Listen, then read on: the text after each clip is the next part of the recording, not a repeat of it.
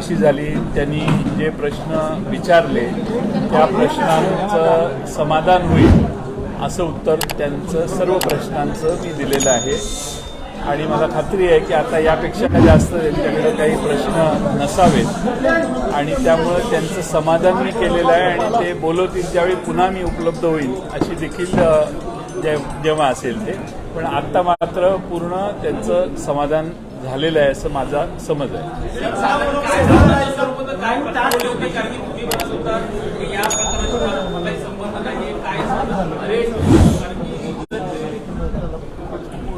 आता चौकशी झाल्यानंतरही पुन्हा मी सांगतो की माझ्या पूर्ण आयुष्यामध्ये ILFS नावाच्या संस्थेशी त्यांच्या कोणत्याही संबंधित माणसांशी कधी संबंध आला नाही आणि त्या संबंधात फारसे काही प्रश्न जे त्यांनी प्रश्न विचारले, आता काय प्रश्न विचारले हे सांगण्याची काय आवश्यकता नाही. त्यांनी जेवढे प्रश्न विचारले त्याचं पूर्ण मी समाधान केलेलं आहे.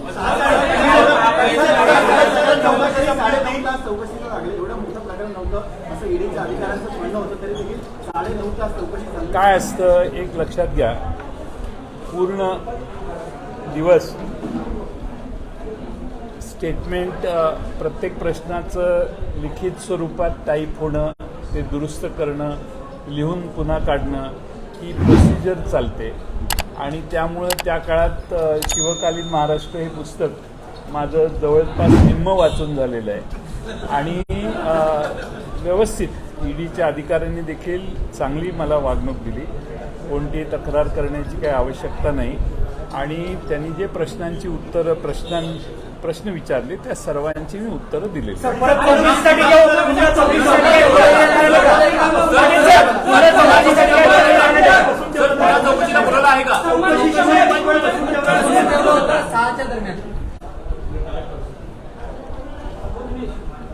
मी चौकशीला पूर्ण सहकार्य करायचं ठरवलेलं होतं. त्यांना जे प्रश्न विचारायचे ते विचारल्यानंतर त्याचं टायपिंग ही जी प्रोसिजर आहे त्या प्रोसिजरला वेळ लागतो आणि त्यामुळे तो तेवढा कालावधी जातो असं मला वाटतं.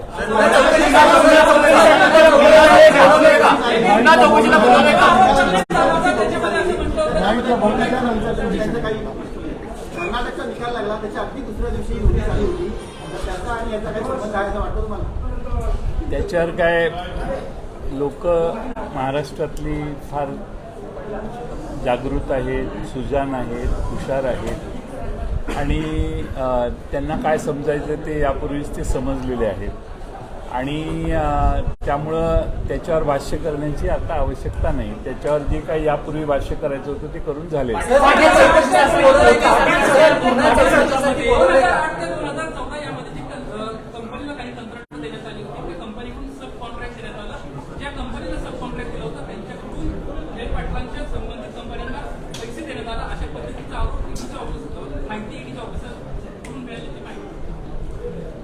आपली माहिती चुकीच्या माहितीवर आधारित आहे.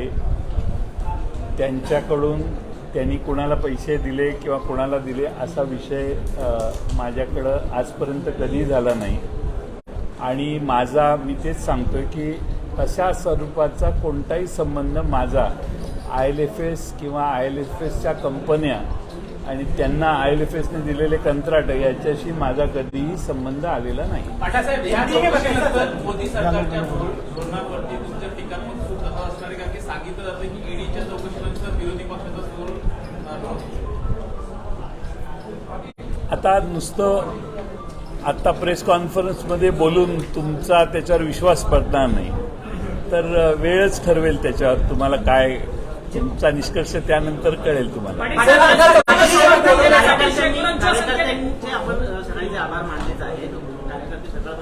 मी मीडियाचे देखील आभार मानतो. तुम्ही सगळे घामाने ओथंबून गेलेले आहात आणि तुम्हीही सकाळी 10, 9, 8 वाजल्यापासून सतत या ठिकाणी पूर्ण इथं गोळा झालेले महाराष्ट्रातून आलेले कार्यकर्ते आणि माझी होणारी ही चौकशी याबद्दल तुम्ही बरेच कष्ट घेतले.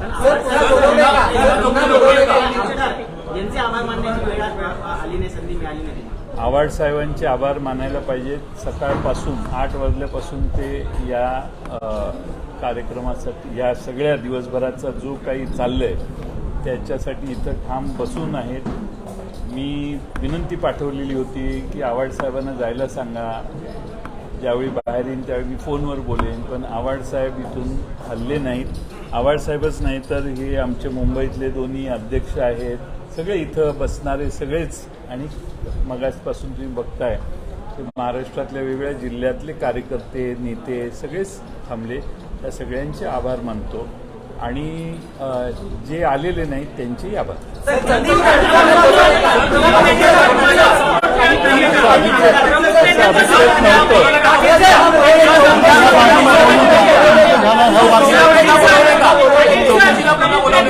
मी सांगितलंय पुन्हा ज्यावेळी बोलवाल त्यावेळी येईल.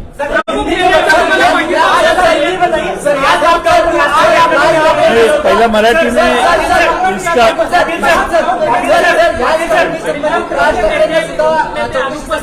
अजित पवारांनी ह्याच्यावरती कोणतेही भाष्य केलेलं नाही. असं आहे की प्रमुख नेत्यांची स्वतःची काही कामं असतात, ते कामच्या पक्षकार्यात गुंतलेले असतात. ते पक्षकार्यात गुंतलेले सगळ्यांनी आपलं काम सोडून इथं मुंबईत यावं. आणि सगळ्यांना माहिती आहे की जयंत पाटील स्वच्छ आहे, तो चौकशी झाल्यानंतर परत बाहेर येणार आहे याची खात्री असल्यामुळे आणि त्या सगळ्यांचा माझ्यावर विश्वास असल्यामुळे ते आज उपस्थित राहिले. नेते आहात, कोणाकोणाची तुम्हाला फोन आले आणि कोणी या पद्धतीने? माझ्याकडे सकाळपासून मोबाईल नाही, त्यामुळे सकाळपासून माझ्याकडे कुणाचाही फोन मी घेऊ शकलो नाही. तर माझा फोन माझ्या स्वीय सहाय्यकाकडे दिलेला होता. काल परवा अनेक मान्यवरांचे फोन आले.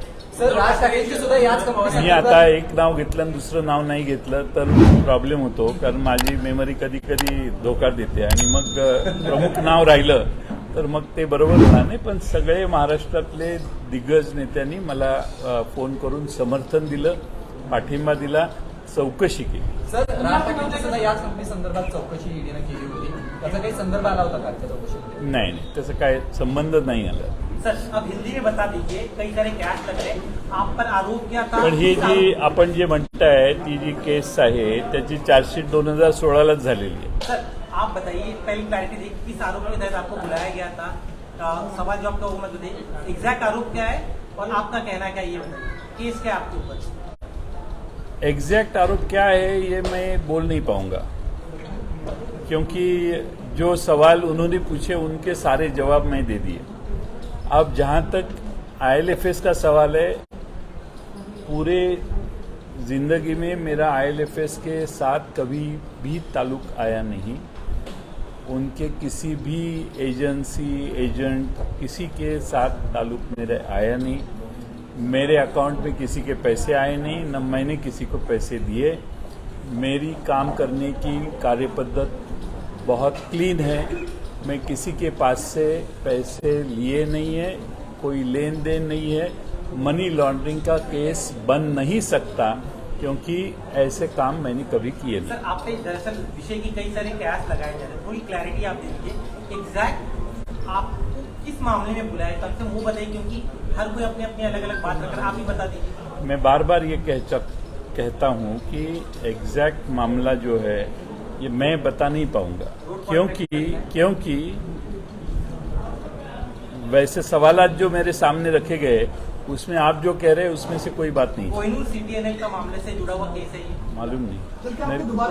रोड कॉन्ट्रैक्टर से जुड़ा हुआ मामला है कि पैसे मालूम नहीं. मेरी कंपनी को पैसे ही नहीं मिले. किसी के नहीं है ना, ये तो प्रॉब्लम है मेरा. सर, लंबा सवाल जो अब भी देखिए सर, क्लैरिटी देखिए, बहुत सारे पिलर्स आ रहे हैं, अगर आप ही अपनी तरफ से बता दें तो बेहतर होगा. कम से कम आप फिलर्स जो है, जो आपको बताना है वो बताओ. मैं ईडी के जो अधिकारी है उन्होंने मुझे जो सवालात किए उसका पूरी तरह से उनका सेटिस्फैक्शन मैं कर चुका हूँ. और मेरे अकाउंट में किसी के पैसे कभी आए नहीं, ये भी मैंने बताया. मेरे अकाउंट से किसी को पैसे गए नहीं. IL&FS के साथ तो मेरा जिंदगी में कभी लेन देन हुआ नहीं, कोई मेरा संबंध नहीं है. और मेरी पूरी हिस्ट्री अगर आप बताएंगे, उन्होंने कुछ जो भी सवाल पूछे वो सारे सवाल मैं पूरा उनका सेटिस्फैक्शन कर चुका हूँ। सर, जब आप गृह मंत्री थे उस दौरान कुछ लेन देन हुए, कमीशन के पैसे के, इस तरह की चर्चा सुबह से चली, क्या इस संदर्भ में कुछ आप अरे clarity स्टोरी देंगे? अच्छी तो स्टोरी चलाओ, जो जिसमें दम नहीं वो क्यों स्टोरी चलाता है? कमाल की, गृह मंत्री का और उसका कोई संबंध ही नहीं है। और मेरे अकाउंट में कोई, आप जिस तरह से सवाल पूछते हैं, आपकी जो इन्फॉर्मेशन है वो गलत है और बेबुनियादी है। बेबुनियादी म्हणजे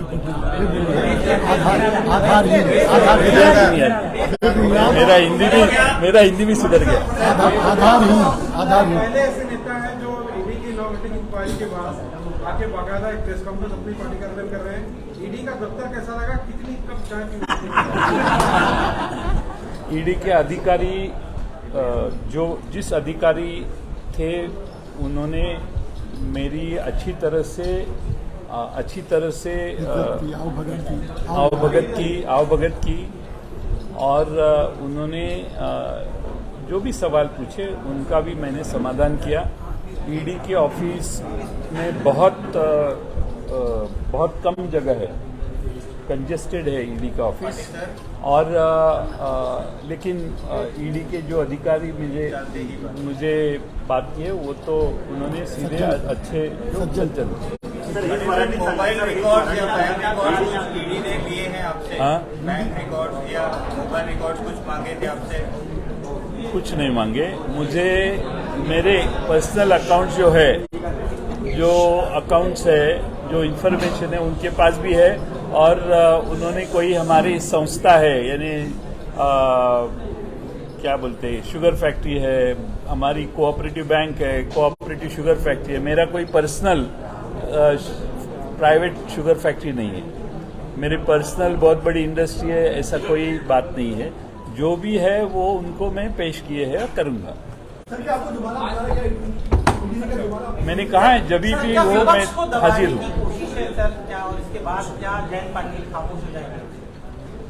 अब ये आने वाला वक्त ही आपको बता पाएगा, क्योंकि आज मैं कुछ भी कहा तो आप और देखने वाले तो विश्वास तब रखेंगे जब मेरा बिहेवियर उनके सामने आएगा। मुझे कोई दबाव उन्होंने नहीं किया और कोई दबाव की बात भी नहीं की। पवार साहेब मुंबईत येत आहेत, तुम्ही भेटणार आहात का त्यांना? पवार साहेबांना त्यांची भेट घेणार आहात? मी नेहमीच भेटतो त्यांना, ते कधी येतील ते चौकशी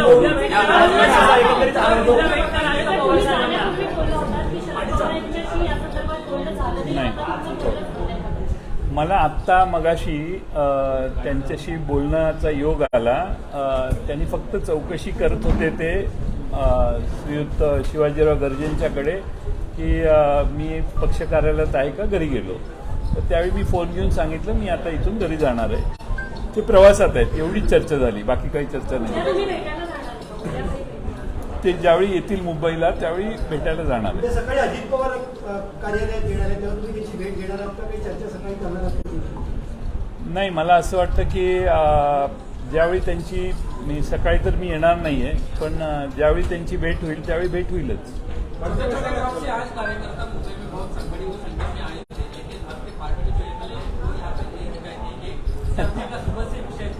ऐसा है कि एमएलए और किसी को भी मुंबई में आने के लिए नहीं कहा था। मैंने ट्वीट भी किया था, मैंने ट्वीट करके कहा था कि मैं सिर्फ इंक्वायरी को जा रहा हूँ, आप न आए तो बेहतर। ऐसा मैंने, आप मेरा ट्वीट पढ़ी है तो हमारे एमएलए ट्विटर पे रहते काफ़ी, तो शायद बहुत 1-2-4 एमएलए तो वापस इस तरफ आ रहे थे तो वापस चले गए। उन्होंने पूछा फोन करके क्या, तो बोला नहीं, कोई आने की जरूरत नहीं। सर, 2 घंटे का लंबा समय क्यों लगा है सर? मैं उनको कह रहा था कि आप सब नीचे बैठे हैं और प्रेस इतनी बहुत तादाद पे है, तो जल्द से जल्द इतना हो गया। लेकिन टाइपिंग जो होता है वो हर क्वेश्चन का टाइपिंग होता है, लिखित स्वरूप से स्टेटमेंट दिया जाता है, और इसलिए वो प्रोसीजर होती है तो लंबा तो चलता ही है। सर, आपको कोट करते हुए मैं सवाल पूछता हूँ कि ईडी की 9 घंटे की पूछताछ चली, जयंत पाटिल कितनी बार इस दौरान घबराए? एक बार भी नहीं। घबराने का सवाल नहीं है, क्योंकि मेरा दामन साफ है। हाँ? दामन साफ है और मुझे लगता है कि कोई घबराने की कोई आवश्यकता भी नहीं है और उन्होंने भी मुझे घबराया नहीं। सर क्या क्लीन चिट दे दी है, क्या क्लैरिटी दी है आपको लेकर सर कि दोबारा नहीं आना होगा? आप तो तैयार अब देखो, मैं अकेला ही बोलने लगा तो दूसरी साइड आपके सामने आनी चाहिए, तो आप मुझे बेहतर होगा कि आप दूसरी साइड पूछे आगे के सवाल। एक